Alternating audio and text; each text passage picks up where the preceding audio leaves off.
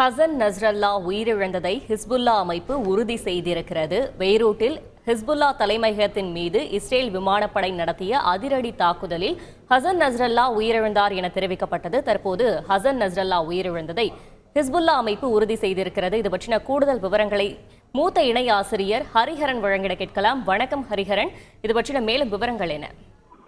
நீங்க சொன்னது போல நேற்று இரவு பெய்ரூட்ல நடந்த தாக்குதல்ல ஹசன் நஸ்ரல்லா மீது குறிவைக்கப்பட்டது.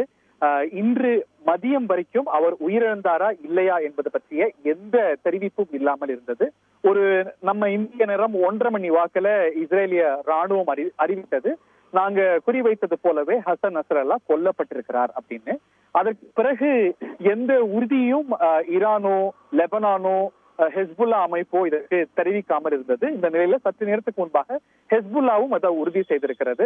ஹசன் நஸ்ரல்லா இறந்து போயிருக்கிறார் அப்படின்னும் 32 ஆண்டுகளாக ஹெஸ்புல்லாவுக்கு அவர் ஆற்றிய தலைமைக்கு நன்றி தெரிவித்தும் அவரை சிலாகித்து புகழ்ந்தும் அவருடைய பணிகளை ஹெஸ்புல்லா அமைப்பு தொடரும் என்றும், அதாவது பாலஸ்தீனியர்களுக்கு ஆதரவாக லெபனானுடைய பாதுகாப்புக்காக ஹெஸ்புல்லா தன்னுடைய பணிகளை தொடரும் அப்படின்னு ஹெஸ்புல்லா அறிவித்திருக்கிறது. அதிகாரப்பூர்வமாக அங்கீகரித்து ஹசன் நஸ்ரல்லா இஸ்ரேலிய படைகளுடைய தாக்குதல்ல கொல்லப்பட்டிருக்கிறார் அப்படிங்கறத அங்கீகரித்து ஹெஸ்புல்லா அறிவித்திருக்கிறது. நமக்கெல்லாம் தெரியும், இவர் இஸ்ரேலிய படைகளால கொல்லப்படுற முதல் ஹெஸ்புல்லா தலைவர் அல்ல அப்படின்னு. இவருக்கு முன்பாக இந்த பொறுப்புல முசாவி அப்படிங்கிறவர் இருந்தார். அவரும் இஸ்ரேலுடைய வான்படை தாக்குதல்ல கொல்லப்பட்டார்.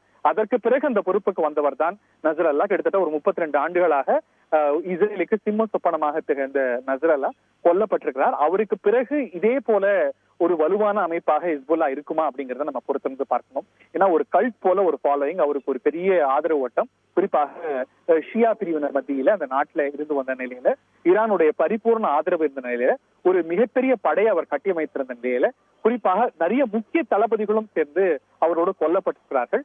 சோ அந்த அமைப்பு மீண்டும் மீள்றதுக்கு என்னதான் ஈரான் அவர்களுக்கு ஆயுத உதவிகளை எல்லாம் செய்தாலும், அரசியல் உதவிகளை செய்தாலும் பழையது போல மீள முடியுமாங்கிறது நம்ம பார்க்கணும். அதே வேளையில அவங்கள்ட்ட லட்சக்கணக்கான குறைந்தபட்சம் ஒரு 1,30,000க்கும் மேற்பட்ட ராக்கெட்டுகள் மிசைல்கள்லாம் இருக்கு. அந்த அமைப்பு பலம் அப்படிங்கிறது இருக்கிறது. தளபதிகள் போயிருக்கிறாங்க. இதை மேற்கொண்டு ஹெஸ்புல்லா எப்படி செயல்பட போகுது அப்படிங்கறத வரக்கூடிய நாட்களும் மாதங்களும். தகவல்களுக்கு நன்றி ஹரிஹரன். செய்திகளை உடனுக்குடன் தெரிந்து கொள்ள உடனே சப்ஸ்கிரைப் பண்ணுங்க.